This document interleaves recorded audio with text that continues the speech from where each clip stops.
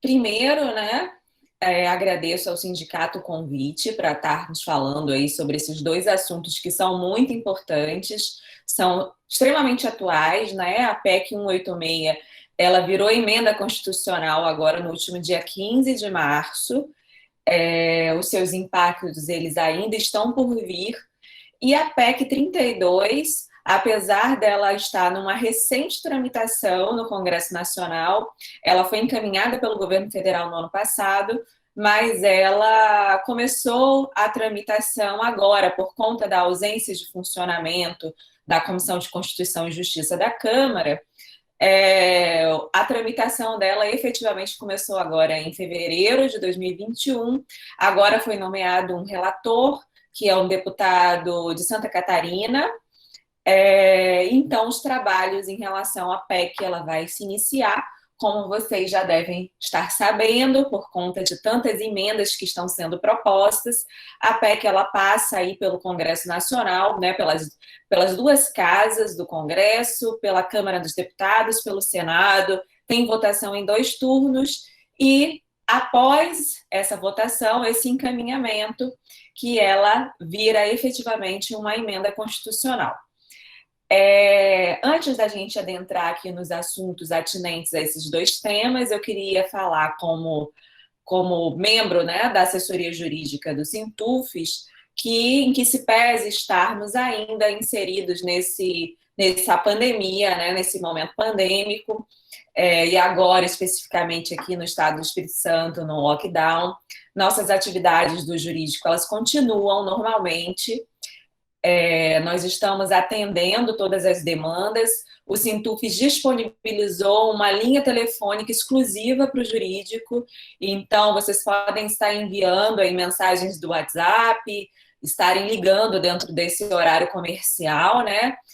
Que nós estaremos atendendo, assim como também pelo e-mail do jurídico. Estamos respondendo todas as demandas. E os servidores que desejarem fazer um atendimento diretamente comigo, nós estamos agendando atendimentos online, como estamos fazendo já no curso desde o ano passado, de março, né? Nós estamos há 1 ano inseridos nesse período pandêmico, então nos organizamos e a nossa produção, o nosso trabalho, ele está funcionando normalmente, como se nada tivesse acontecendo, né? Estamos fazendo aqui a nossa parte para melhor atendê-los. Então, qualquer tipo de demanda, de dúvida, de necessidade de atendimento, vocês podem entrar em contato conosco, que nós vamos estar passando aí todas as orientações. Bom, eu fiz uma análise a respeito dessas duas PECs e tenho acompanhado, né, o desenvolvimento delas, e até combinei com a Valéria, que é a coordenadora do jurídico, que depois dessa minha fala eu posso estar disponibilizando esse material para que vocês consigam baixar e acessar esse material e possam ler efetivamente o que traz, né, o conteúdo dessas propostas que foram encaminhadas pelo governo federal. E no caso da PEC 32, eu faço um comparativo de como é hoje, de como funciona, né, de como está prevista a norma na Constituição e quais são as propostas de alteração, né? E aí, quando a gente consegue visualmente enxergar essas diferenças, a gente pode ter conhecimento e a dimensão do real problema que nós estamos enfrentando.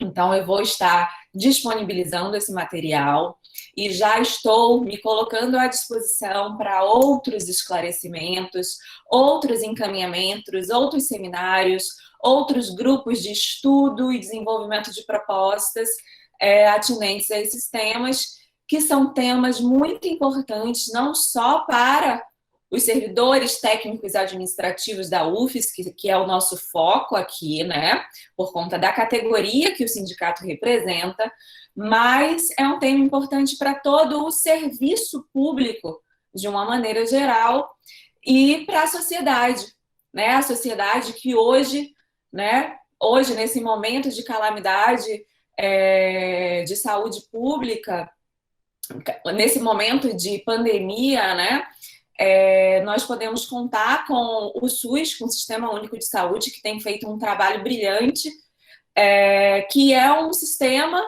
né, constituído por servidores públicos experientes e de carreira. Então,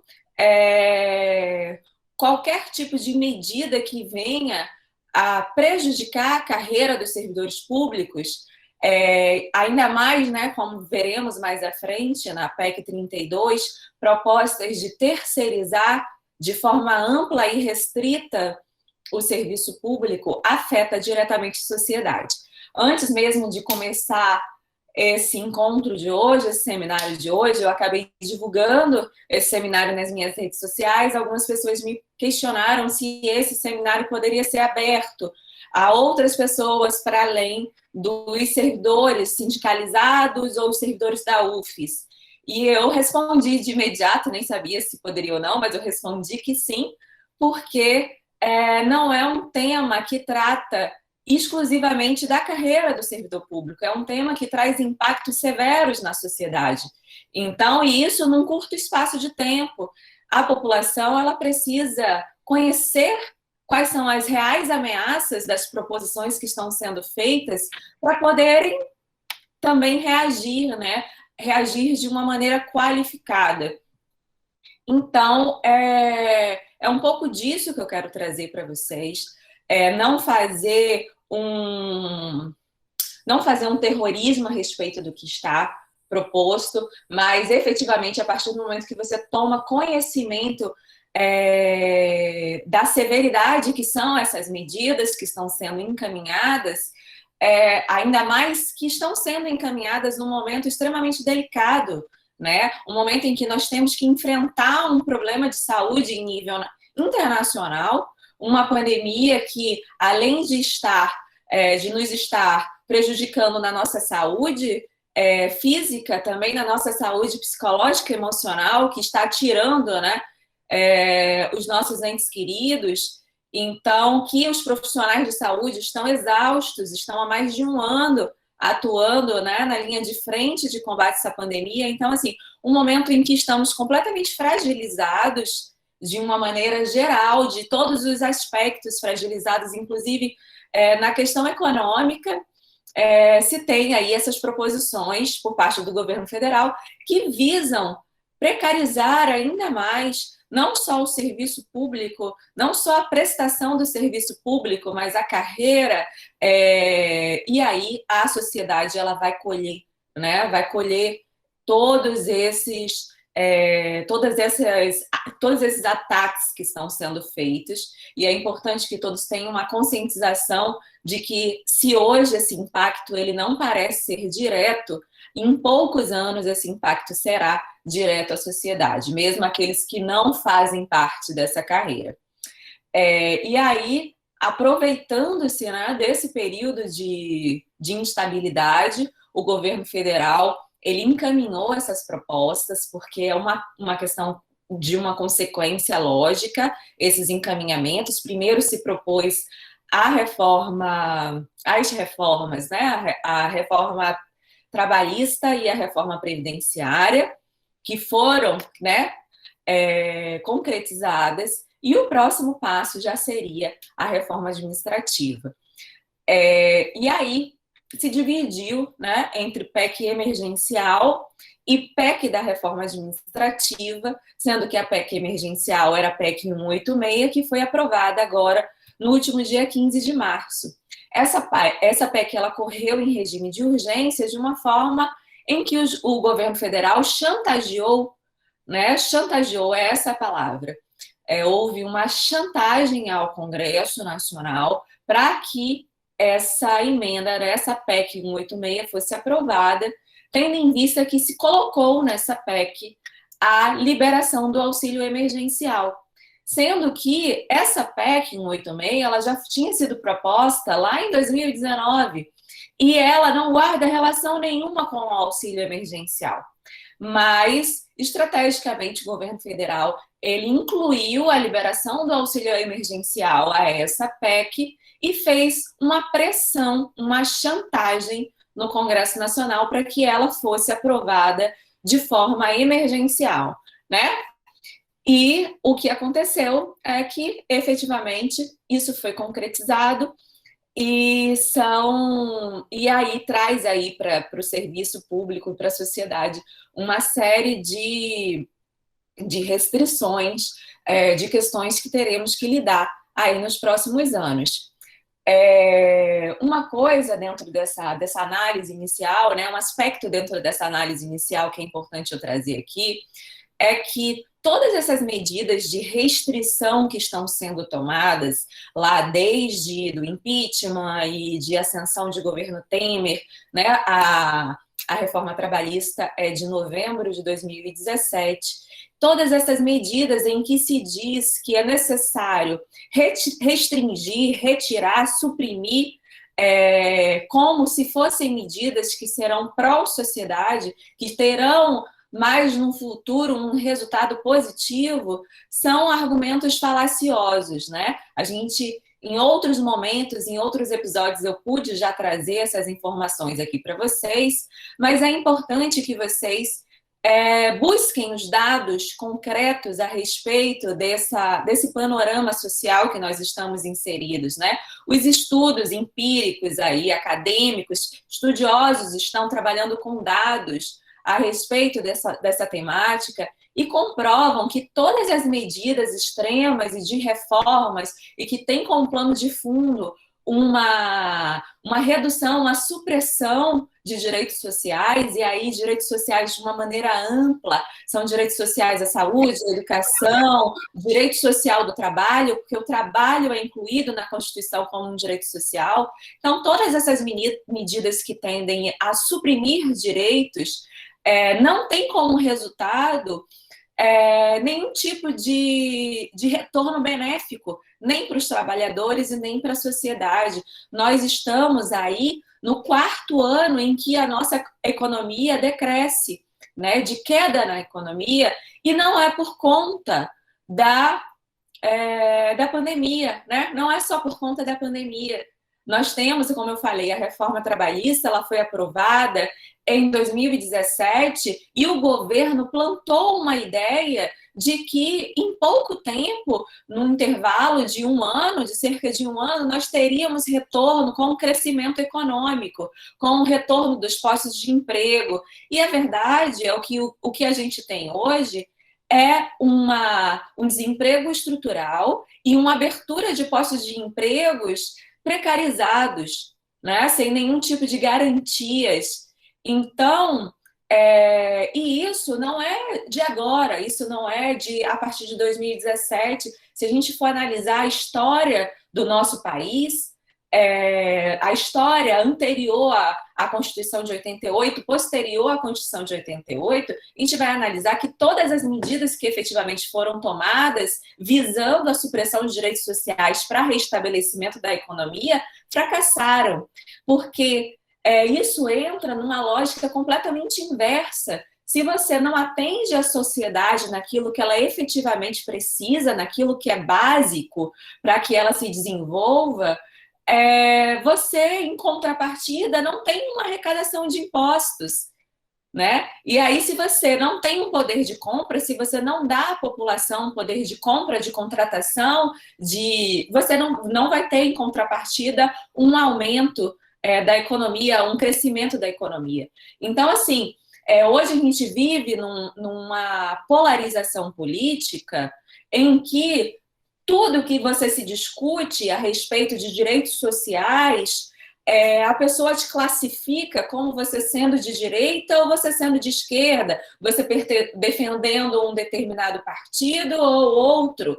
Mas a verdade é que essa polarização ela não deve existir dentro da sociedade quando a gente vai tratar de direitos, né? Os direitos, eles são sociais, eles são de todos. E boa parte da população dependem exclusivamente da defesa e garantia desses direitos. né? Não se trata, quando a gente está tratando aqui um embate a respeito dos retrocessos da reforma administrativa e das reformas que houveram, né, que já passaram, não é uma discussão política, é uma discussão jurídica, é uma discussão pautada com dados empíricos, né? É uma discussão que tem que ser feita com base na ciência, não com a base no achismo, na nossa expectativa do que pode ser bom ou ruim, entendeu? Então, qualificar esse discurso é fundamental para que a gente consiga fazer frente a qualquer tipo de retrocesso que está sendo emplacado por parte do governo federal, por parte de governos em que não querem ter uma oposição qualificada do trabalhador. Enfraquecer o trabalhador, retirar o trabalhador de postos estáveis de trabalho, enfraquecer a população de uma maneira geral, é uma estratégia para se emplacar medidas cada vez mais restritivas de direitos em prol de uma pequena minoria da sociedade. E isso não é doutora Luna que está trazendo essas informações, são dados que estão aí disponíveis, né, para serem acessados e faz parte do nosso histórico, do histórico da sociedade brasileira. Então, assim, eu trouxe essas informações porque o governo ele fala muito nas despesas, de que é preciso reduzir despesas, é necessário fazer retenção de folha de pagamento, não se dá reajustes, né, de se engessar, congelar folha de pagamento de servidor público, e, na verdade, ao passo que ele poderia estar traçando aí estratégias para se obter receita. Né? Uma coisa que a gente sempre fala é: por que não há um projeto para taxar os super ricos? Né?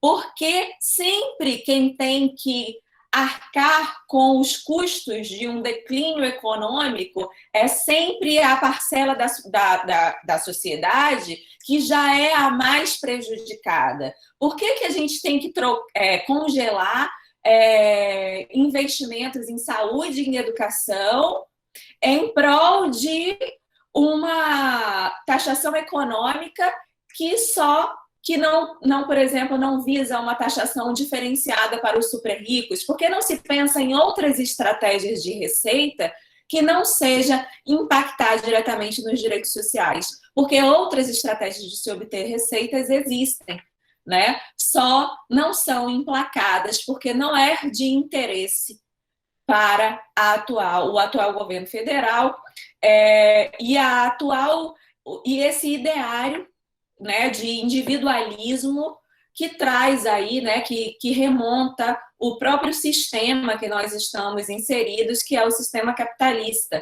que vive, né, e que se desenvolve em prol exclusivamente do individualismo, das riquezas exclusivas, individuais, e não do coletivo, e não do direito social, né? Ao discurso da meritocracia, enfim, e tantos outros discursos que são completamente incoerentes na sociedade desigual que nós estamos inseridos e que o sistema faz com que se torne cada vez mais desigual.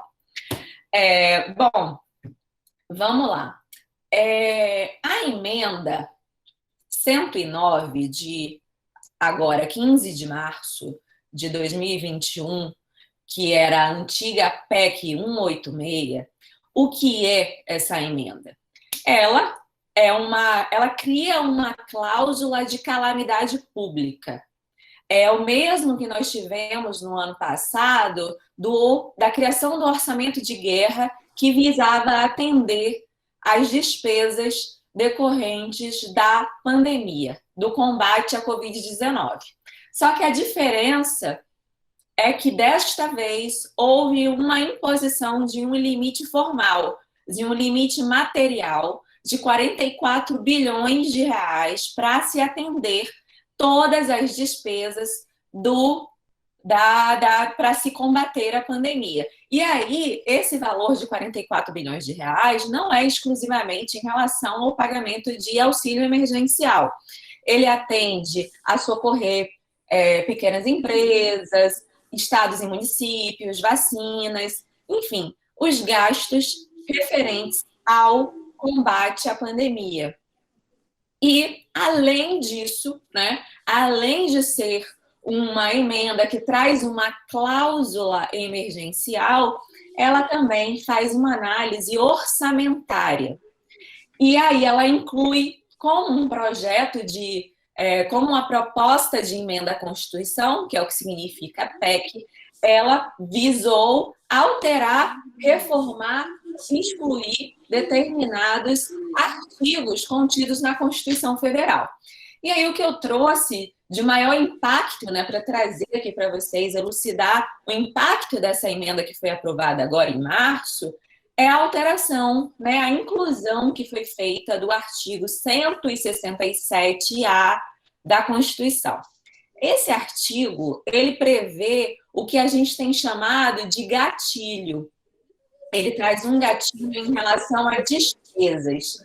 As despesas correntes que sejam superiores às receitas correntes, né, num percentual de 95%, quando se alcançar esse gatilho, né, quando se alcançar esse percentual de 95% de despesas comparados com as receitas correntes, vai se liberar esse gatilho em que o Executivo Federal, os poderes, Executivo, Legislativo, Judiciário, os entes, né, os estados, os municípios, e aí o Ministério Público, a Defensoria Pública, né, respectivamente, vão poder adotar medidas de vedação, medidas de restrição, de criação de despesas, né? E aí, esse artigo, ele ainda prevê um subteto de 85%, no qual, se alcançar esse patamar de 85% de despesa relacionado com as receitas, o Executivo Federal ele pode já encaminhar em todo ou em parte essas medidas de vedação, de restrição que estão previstas nesse artigo 167-A. Né? E quais são essas medidas? São aí, vedação, né, de criação e concessão de qualquer tipo de vantagem, aumento, reajuste ou adequação da remuneração, vedação de criação de cargo, emprego, função que impliquem aumento de despesa, e aí entra a questão de criação de novos concursos públicos, exceto para suprir vacância, criação ou majoração de auxílios, vantagens, bônus, abonos, verbas de representações ou benefícios de qualquer natureza, criação de despesas obrigatórias. E assim, é importante falar que aqui, por exemplo, quando veda a criação de qualquer tipo de progressão ou de promoção, faz com que o período em que há essa vedação, que é um período de 12 meses, e esse período de 12 meses, né, se manter esse gatilho, né, se chegar a esse gatilho, todo esse período em que houve esse engestamento, esse congelamento, essa vedação de progressões, não vai contar. É como se não se pode contar para futuros benefícios. É como se esse período não tivesse existido, né? E aí, qual é o grande impacto disso para vocês, servidores públicos? Primeiro a gente vive, como eu falei no início, um momento em que a gente está aí no 4º ano consecutivo em que a economia está em baixa, né? O PIB está em baixa. O que significa isso? O PIB mede, né? Não significa que a gente está tendo mais despesas do que receitas. Significa que as despesas elas se mantêm as mesmas, as despesas já previstas, agora a gente não está tendo arrecadação de impostos, a gente não está tendo receita. Então, isso significa a queda do PIB. E se a gente continuar nesse mesmo ritmo de queda econômica e que não tende a melhorar fazendo restrições de direitos sociais, porque se você tira da população o poder de compra, você não tem você não aumenta a arrecadação, você não aumenta a arrecadação de impostos, então você não aumenta a sua receita. Ainda que você diminua a despesa, você não tem um aumento de receitas, muito pelo contrário, você tem um país quebrado de uma maneira geral.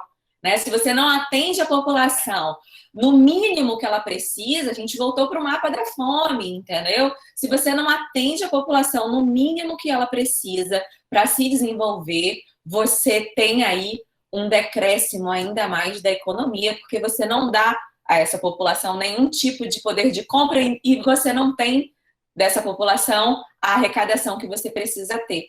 Então, se a gente continua nesse mesmo ritmo, antes de 2024, a gente vai alcançar esse percentual de 85% ou de 95%. Então, é possível que, fazendo uma análise conjunta do que prevê a emenda 109 com o que prevê a emenda do congelamento dos gastos públicos que foi encaminhada lá pelo governo Temer, a gente pode ter aí uma margem de pelo menos 15 anos de congelamento de investimento na carreira do servidor público. Então, o que é que isso implica, né?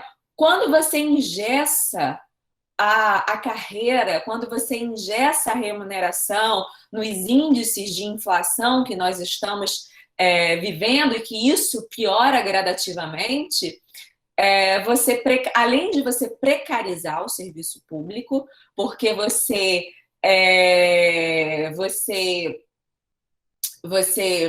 empobrece a carreira, né? Empobrece de uma maneira geral, não só empobrecer porque você retira aí o salário a remuneração desse servidor vai estar sempre abaixo da inflação, então você empobrece esse trabalhador, consequentemente você tira uma maior qualificação desse trabalhador para continuar exercendo as suas atividades, você precariza o serviço público e essas disposições somadas ao que prevê a PEC 32 obriga, né, nos leva a uma situação em que a própria sociedade vai entender como devida a terceirização do serviço público, porque sucateou os serviços de uma maneira tal qual que a população enganada entende como sendo a grande salvação, você privatizar a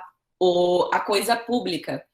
Então, essa é uma situação muito grave. A gente tem dito que a emenda 109 ela é uma antecipação da PEC 32 e até por isso que eu trouxe essas informações, justamente até para pegar um gancho para estar falando sobre a PEC 32, porque se ela começa um processo de engessamento da carreira, começa um processo de precarização do serviço público de forma ampla e ela vem aí como uma antecipação da PEC 32, né? A PEC 32, como eu havia falado anteriormente, ela é uma PEC que está na sua fase inicial, né? Ela entrou agora em fevereiro de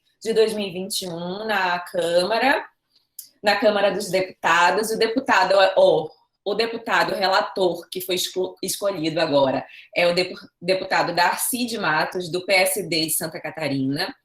Então, a Comissão de Constituição e Justiça da Câmara vai fazer a análise. E aí, eu faço um parênteses aqui, né? Há umas semanas atrás, eu atendi um trabalhador que é servidor público, e ele me questionou a respeito do qual seria a vantagem de se ser sindicalizado. E aí, foi uma pergunta que me deixou um pouco surpresa na hora, e aí eu compartilho isso com vocês a respeito disso, né? A partir do momento em que ele me questionou isso, muita gente acha né? Ou hoje tem uma perspectiva, uma percepção de que ser sindicalizado é ter uma prestação de serviço em troca, é ter uma vantagem material palpável em que você vai ali ter uma consultoria com uma assessoria jurídica, em que você vai ter um convênio, né? Agora a questão é que a prestação de serviços, você pode encontrar de qualquer forma, de qualquer valor, de diversos tipos de qualidade, de profissionalismo, enfim, você pode encontrar de todas as formas. Você não precisa ser sindicalizado para ter acesso à prestação de um serviço. O papel efetivo de um sindicato de classe é justamente fazer um movimento social. É justamente formar, conscientizar, abrir espaços como esse, que nós estamos aqui num seminário para discutir dois temas extremamente importantes, é trazer informação, é discutir perante a sociedade, é efetivamente realizar um movimento social. E é por meio dos movimentos sociais em que se faz frente a determinados retrocessos como esses, entendeu? Que estão sendo propostos nesse momento. Então, qual é a vantagem de se fazer parte de um sindicato de classe? A vantagem é muito mais para além de pertencer a uma determinada categoria e de se discutir direitos para uma determinada categoria. É uma vantagem social, ainda que de alcance ao redor, aquilo que você orbita, entendeu? Porque nós estamos falando, inclusive, aqui sobre servidores públicos federais, servidores que hoje possuem estabilidades, mas que futuramente não vão ter pela PEC 32, entendeu? Nós estamos falando aqui de oferecimento de ensino público, de universidades federais que promovem o ensino de qualidade público, que futuramente, da forma como que está sendo encaminhado, não teremos mais. Entendeu? Nós estamos falando de servidores que conseguem se reunir entre si, dialogar, terem discernimento, conhecimento, uma fala uníssona e potente para fazer frentes a determinados retrocessos que estão sendo encaminhados. Então, a vantagem de se fazer parte de um sindicato é justamente se fazer parte e fazer um movimento social. É essa que é a maior vantagem de fazer parte de um sindicato. E, assim, uma diretoria com um número restrito de diretores atuantes, ali sobrecarregados com todas as demandas que precisam dar conta, não é suficiente para encaminhar propostas, para se fazer greve, né? Para se fazer paralisações, para se fazer pressão, tanto em nível local como em nível federal, entendeu? Então, precisa-se do coletivo, de uma conscientização de classe, de uma necessidade de um debate construtivo, consciente, pautado aí com dados, com fundamentos. Então, assim, esse movimento social ele precisa ser potente, porque as ameaças e os retrocessos que estão sendo emplacados, eles vão acabar com o serviço público da forma com que nós conhecemos hoje. Não vai mais se existir esse tipo de serviço público que nós conhecemos. A junção da emenda constitucional 109 com a PEC 32 implode o serviço público, altera a forma de ingresso no serviço público, altera a forma de constituição e regulamentação da carreira, altera os tipos de cargo que vão se ter no serviço público, altera as formas de remuneração, altera a estabilidade, altera absolutamente tudo. Então, tudo que hoje a gente conhece, ela pode simplesmente acabar e alterar em um novo tipo de serviço público muito inferior, né? Porque quando você pensa assim, em flexibilizar determinadas normas, você pensa imediatamente numa prestação de serviço inexperiente, com maior rotatividade de trabalhadores. Então, hoje a gente tem um serviço público de qualidade muito em decorrência de se manter, né, de se manter esses cargos na ativa, durante o período de vigência do seu contrato de trabalho. O que a gente não tem na iniciativa privada, a gente tem uma rotatividade muito grande. Então, não é como eu falei anteriormente, não é um alarme, né? Não é para fazer um terrorismo, mas se a categoria hoje aqui presente de técnicos administrativos em educação não se mobilizarem para fazer frente à PEC 32, junto com o seu sindicato de classe, se não fizerem um trabalho de formiguinha dentro da sua família, dentro dos seus colegas, hoje os universitários precisam participar desse debate. Quem pensa em um dia ingressar numa universidade pública precisa fazer parte desse debate. Quem pensa em um dia fazer um concurso público precisa participar desse debate. E eu, enquanto cidadã que preciso da prestação do serviço público, preciso participar desse debate, porque impacta, como eu falei, impacta toda a sociedade, ainda que hoje, nesse momento, seja de impacto diretamente na carreira.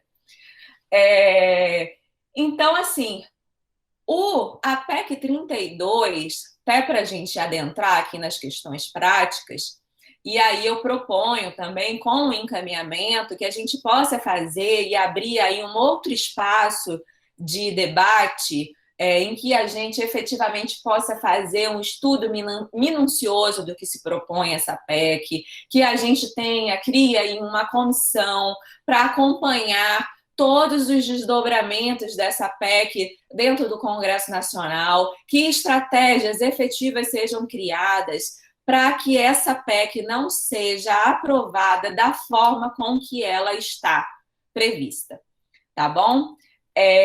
Então, assim, como fala, reforma administrativa, realmente vai reformar tudo. Vai reformar desde o início, do ingresso no serviço público, até... e aí é uma grande falácia, uma grande inverdade que o governo federal tem dito de que os atuais servidores públicos não serão afetados pela reforma administrativa. É mentira isso, tá? O texto da PEC, da forma com que ela está prevista, afeta sim os atuais servidores de carreira.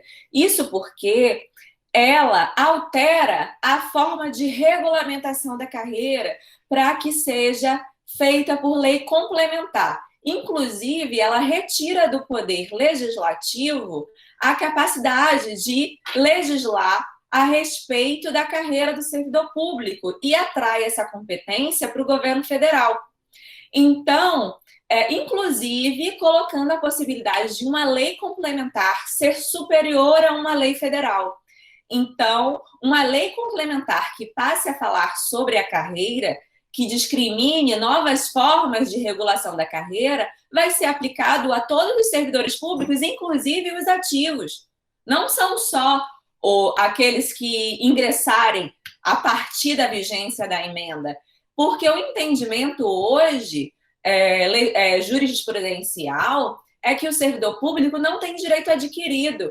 Ele deve se adequar à legislação que está em vigor. Se a gente tem uma legislação complementar que vai ser aprovada, que vai ser criada e que ela vai definir novas formas de regulação dessa carreira, isso sim vai ser aplicado para os servidores da ativa, entendeu?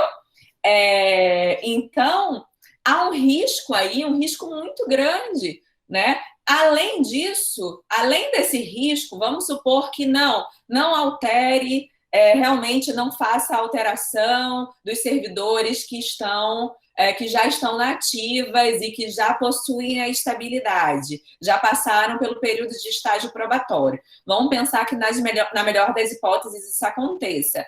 Ela vai impactar de uma outra forma. Qual é essa outra forma? Principalmente na parte previdenciária. Por quê?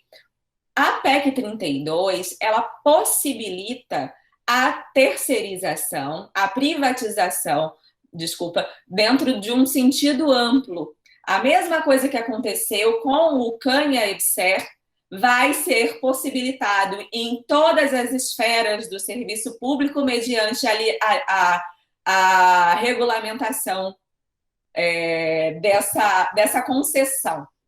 Então, o mesmo que aconteceu em que foi criada uma legislação, em que se criou a EBSER, que é uma empresa com personalidade jurídica privada, que tem o direito de tomar posse, né, da estrutura física, de materiais, inclusive em relação a recursos humanos, né? Tem um artigo da PEC que prevê não só a questão da estrutura física, mas também regular as questões de recursos humanos, e isso sem ter limitação. A única limitação que se tem é em relação a regular recursos humanos dos cargos típico de Estado, que é um novo tipo de cargo que é criado, e aí eu vou explicar um pouco sobre isso também.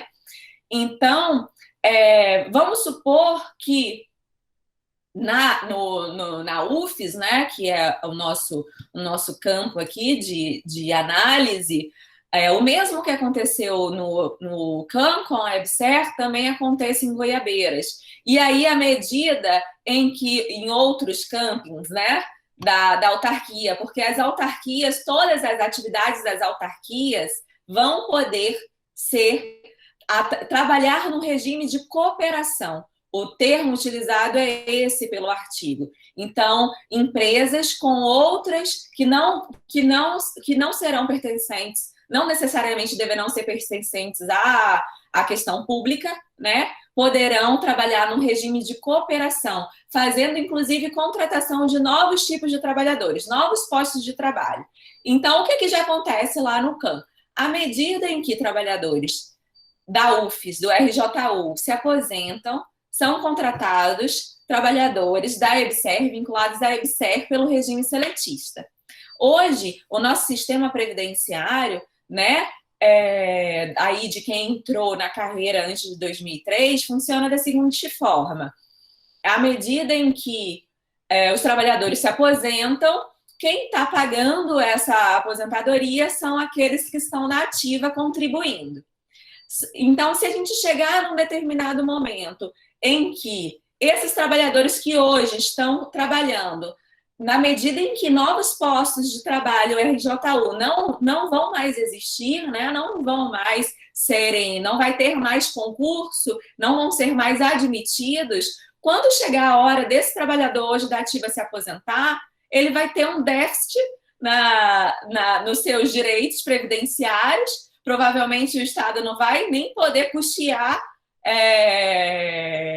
essa questão da aposentadoria, justamente porque não vai ter trabalhadores RJU na ativa que poderão arcar, né? E aí isso não exclui a questão do sistema participativo, enfim, outros tipos de sistema previdenciário. Mas a questão é que o serviço público hoje, da forma com que a gente entende, né, nas regras que hoje são aplicadas, ele não vai existir mais, porque sequer vai existir um regime jurídico único se essa PEC for aprovada da forma que ela está. Então, à medida em que, ainda que se mantenha as garantias que hoje os servidores da ativa possuem, à medida em que os servidores da ativa se aposentarem, irem se aposentando, os novos postos de trabalho serão regidos por essas novas regras, entendeu? E são regras em que tiram a possibilidade de estabilidade, alteram toda a regulamentação da carreira, coloca no poder do Executivo Federal a possibilidade de extinção, inclusive de fusão de autarquias federais e extinção de autarquias federais. Então, isso de competência do Executivo Federal, sabe? Por decreto. Então, assim, é muito grave, é muito sério. A PEC, ela vai aí impactar de uma maneira muito severa, porque vai alterar toda a forma, né? A Lei 8.112, que a gente conhece hoje, já vai ser completamente distinta. A PEC 32, ela já, como eu falei, né? Ela cria 5 novos tipos de vínculo. Existe um vínculo de experiência, porque agora o estágio probatório é convertido nesse vínculo de experiência. Sendo que esse vínculo de experiência vai ser completamente distinto das seguranças e da modalidade de avaliação que se tem hoje. Então, existem a contratação por prazo determinado, a contratação por prazo indeterminado, existe esse novo cargo típico de Estado, que é um cargo que ainda não foi definido, é uma exceção, e a estabilidade ela só passa a existir para esse cargo típico de Estado, e esse cargo típico de Estado vai ser definido por lei complementar, ainda não tem nem a definição do que é, então é algo que te deixa todo mundo, inclusive, no escuro, entendeu? Porque não há uma definição na PEC, ela cria esse cargo típico de Estado, mas diz que uma lei complementar irá definir quais são as carreiras que farão parte do cargo típico de Estado. Então, a gente não sabe quais são, né? Quais são essas carreiras que integrarão esse cargo típico de Estado. E, além disso, tem o cargo de liderança e assessoramento, sendo que cargo de liderança e assessoramento pode ter uma contratação fora do serviço público. Não vai precisar ser o servidor público de carreira. Pode-se pegar qualquer pessoa, tendo experiência ou não tendo experiência, dentro do serviço público e fazer uma contratação por prazo determinado, por prazo indeterminado, por período de experiência, para ocupar um cargo de liderança e assessoramento.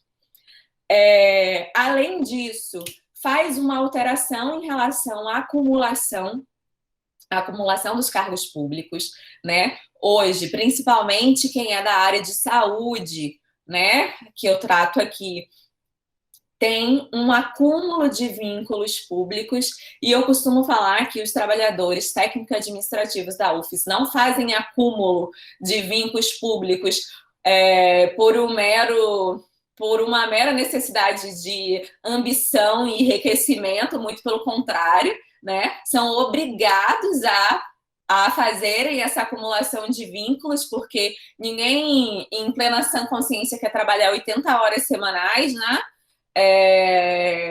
Mas são obrigados a fazerem, né, esse regime extenso de trabalho por conta da ausência de remuneração digna, compatível com a inflação e com o momento que a gente vive. Então, hoje a gente tem um número muito grande de pessoas que fazem o duplo vínculo, e essa PEC ela vem para restringir de vez a questão do duplo vínculo, porque traz aqui que esses cargos típicos de Estado é vedado a qualquer tipo de relação remuneratória, não é nem só acumulação entre vínculos públicos, é qualquer tipo de remuneração para além do serviço público.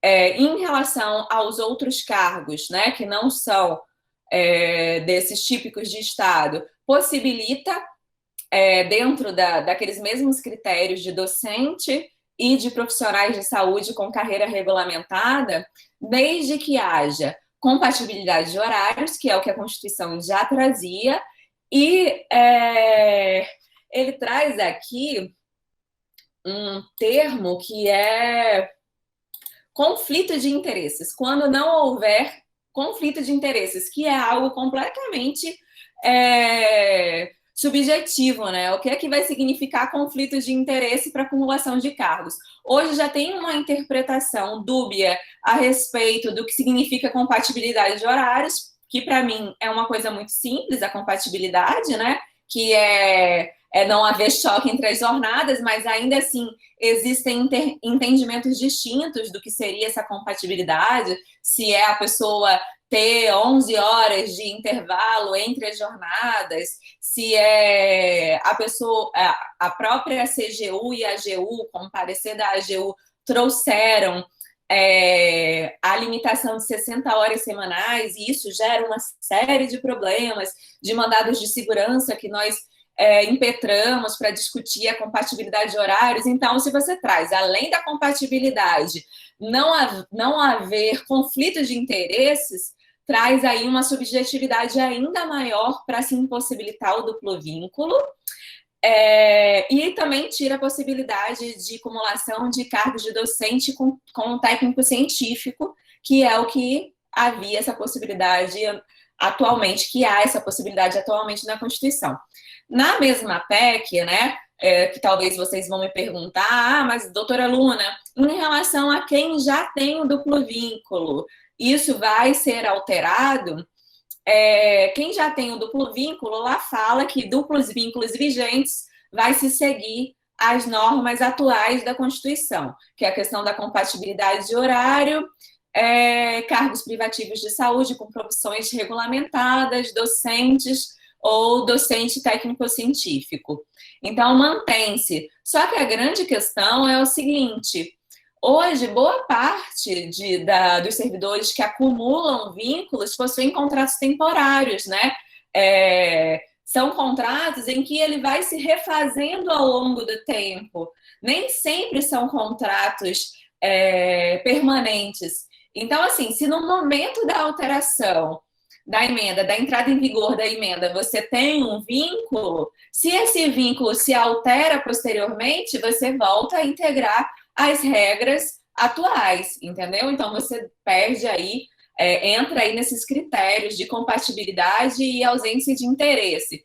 E se o cargo for definido como um cargo típico de Estado, não vai poder acumular. Esse era um ponto que eu trouxe para falar, porque é muito recorrente, né, a demanda de servidores que possuem duplo vínculo e que anualmente, né, rotineiramente, a UFES intima para apresentar a nova declaração de acumulação de cargos, e a gente já teve aí dezenas de mandados de segurança que versam sobre esse tema. Um outro ponto que também é importante a gente trazer, que aí eu já antecipei, é a possibilidade de formar esses instrumentos de cooperação com órgãos e entidades públicos e privados, que é a privatização irrestrita do serviço público, né? Com o engessamento, né? E aí entra a correlação com a emenda 109. Se você engessa, congela os investimentos na carreira dos servidores públicos aí, ainda que seja por 12 meses, mas a gente tem aí uma perspectiva de que isso aconteça aí por 10, 15 anos, né? Porque faltam 15 anos para acabar essa PEC do congelamento dos gastos, que é aquela do governo Temer. Você precariza o serviço público de tal forma que propostas como essa de instrumentos de cooperação começam a ser bem vistos pela sociedade e são aplicados pelo governo federal. Então, a gente aí vai ter, não só na EBSER, e não só dentro do âmbito da autarquia federal, das autarquias federais, que é o que a gente está analisando, mas de uma maneira aí restrita no serviço público, né? E a gente tem aí o Sistema Único de Saúde que tem mostrado, né, o quanto é importante e essencial para a nossa sociedade, podendo, inclusive, ser privatizado por essa cláusula, esse artigo 37A. Então, isso é extremamente perigoso. E aí, outra questão extremamente perigosa que eu também já falei é a possibilidade da lei complementar federal dispor sobre a carreira. Quando você quando você possibilita que uma lei complementar, que ela é muito mais fácil de ser revogada, passe a falar sobre gestão de pessoas, políticas remuneratórias e benefícios, ocupação de cargos de liderança e assessoramento, enfim, promoções, progressões funcionais, você torna o vínculo público muito mais instável, sem segurança jurídica. Nada te garante que essa legislação, em pouco tempo e num rito de alteração, porque para se propor uma emenda constitucional, tem um rito mais rigoroso de alteração dessa norma, né? Tem que passar pelas duas casas, em votação, enfim, para você alterar uma lei complementar que vai ter força maior do que uma lei federal, é muito mais simples. Então, torna uma instabilidade muito grande para a carreira de servidor público. Além do que, essa PEC, como eu falei também, ela atrai para o Poder Executivo Federal a possibilidade de, por meio de decreto, fazer diversas alterações, inclusive extinguir cargos públicos, né? E aí tem aqui na proposta, que é o artigo 84, a possibilidade de extinção de cargos públicos efetivos, cargos de ministro de Estado. E aí um ponto que tem aqui que é importante, que é a extinção, transformação e fusão de entidades da administração pública autárquica. Então, a própria estrutura da autarquia federal ela pode ser alterada por força de decreto do presidente da República, né, pelo Executivo Federal. A questão da alteração dos ministérios e tal, isso que já tem até sido feitos, e também a possibilidade do presidente ele delegar essas atribuições para ministros do Estado, Procurador-Geral da República e Advogado-Geral da União. Então, ele também pode delegar essa possibilidade de extinção para os ministros, entendeu? O que torna a situação ainda mais instável, ainda mais precária. Enfim, em relação aos servidores da ativa, ele traz lá, a partir do artigo 2º, o que é aplicado, o que não é aplicado, a questão da estabilidade, né? Porque aqui se fala que a estabilidade do serviço público de quem já adquiriu, de quem já passou pelo estágio probatório, ela só vai ser revista mediante decisão judicial ou mediante processo administrativo em que foi possibilitada a ampla defesa, tudo mais, mas a partir do momento em que você pode alterar essas disposições por lei complementar, você deixa o servidor público da ativa instável, porque isso pode, a qualquer momento, isso pode ser alterado e o entendimento pode ser de que o servidor da ativa não tem direito adquirido e ele deve se adequar às disposições normativas que devem estar vigentes. Como a gente teve a alteração do plano de cargos e carreiras, né? O Ivan está aí, e ele vai poder me falar se foi em 94, quando é que foi que teve a alteração da lei do plano de cargos e carreiras, em que existiam servidores, por exemplo, né, que eu já atendi, odontólogos que têm uma lei de carreira que versa que a jornada de trabalho dele é de 30 horas, mas com a entrada em vigor, inclusive, que adentraram no concurso público para 30 horas, mas que com a entrada em vigor da lei, da nova lei do plano de cargos e carreiras dos servidores públicos, técnicos administrativos, passou a viger o novo horário, que é de 40 horas semanais. Então, eles não possuem um direito adquirido, que eles adquiriram, inclusive, no ato do concurso público, entendeu? Porque a lei da carreira foi alterada. Então, na prática, a gente já vê isso acontecendo. Então, se você permite que a carreira ela passe a ser regulada por uma lei complementar, que é um instrumento muito mais frágil, você traz essa insegurança, essa instabilidade. Então, afirmar com toda certeza, doutora Luna, eu que tenho estabilidade não vou perder a minha estabilidade? Eu não posso te afirmar com certeza, porque o texto dessa PEC não me dá essa garantia, entendeu? Para quem? Para os novos concursados que ingressarem no serviço público pós entrada em vigor dessa PEC, né, dessa emenda, não vão ter. Só quem vai ter estabilidade é o servidor do cargo típico de Estado. Isso já está lá previsto, né? Enfim, são basicamente essas, assim. Acho que são muitos artigos, são muitas alterações. Eu ficaria aqui muito mais tempo falando sobre esse tema. Eu acho que a gente realmente tem que fazer um estudo mais detalhado. E aí, por vezes, né, aí entra como sugestão trazer aí os artigos da PEC e estar divulgando isso nos canais do sindicato, para que os servidores comecem a ter a dimensão do prejuízo que vai ter, entendeu? Com a entrada em vigor, para que a gente comece a se mobilizar de uma forma mais efetiva para fazer frente a esses retrocessos, porque são muitas alterações que vai implodir, que vai destruir esse conceito de serviço público que nós temos hoje.